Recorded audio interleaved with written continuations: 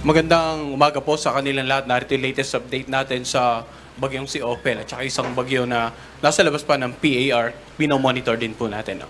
So, ang bagyong si Opel, yung center nito, typhoon category na nga, ay nasa laing 610 km silangan ng Infanta, Quezon. Taglay ang lakas ng hangin na umabot hanggang 120 km per hour malapit sa gitna nito at yung pagbugso, abot hanggang 150 km per hour.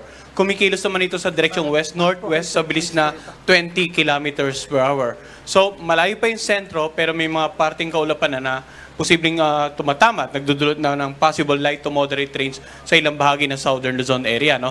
Samantala, dito naman sa labas ng ating air responsibility, yung tropical storm na may international name na Manyi.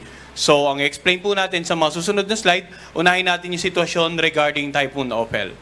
Forecast track natin as of 11 a.m. bulletin today, mapansin natin na ang bagyong si Opel ay inaasahan na posibleng tumama dito sa may bandang northeastern part ng Cagayan, bukas po ng hapon hanggang gabi. No? Pero pansinin din natin yung area probability na dapat maging handa rin yung mga kababayan natin, not only sa lalawigan ng Cagayan, kundi maging sa lalawigan ng Isabela and also sa Batanes area.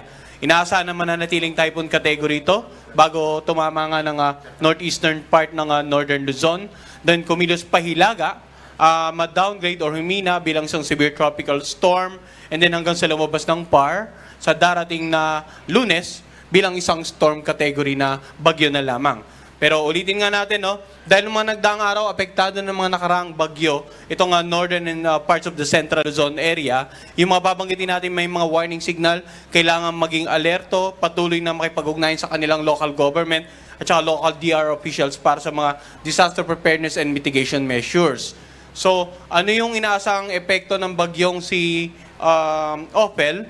Una-una, meron tayong tropical cyclone wind signal number 2, dito sa eastern portion ng mainland Cagayan at saka eastern portion ng Isabela. Baka magtaka yung mga kababayan natin, no, signal number 2, pero maaraw pa sa mga oras na itong nag-press conference tayo. Ang signal number 2 usually may lead time o palugit bago natin actual na maramdaman yung epekto ng bagyo na 24 oras. Yung lead time nito ay 24 hours. Samantala, sa areas na naka-highlight naman ng light blue, iyan po yung mga lugar na may warning signal number 1. No? Ang lalawigan ng Batanes, Babuyan Island, natitirang bahagi ng mainland Cagayan, natitirang bahagi ng Isabela, ganun din sa lalawigan ng Nueva Vizcaya, Apayao, Kalinga, Abra, Mountain Province, itong eastern portion ng Ifugao, Ilocos Norte, at saka itong northern portion ng Aurora. So pag warning signal number 1 naman, baka isipin na agad ng kababayan natin, bakit maaraw pa sa inyong lugar sa mga oras na ito? During the actual live press conference, no?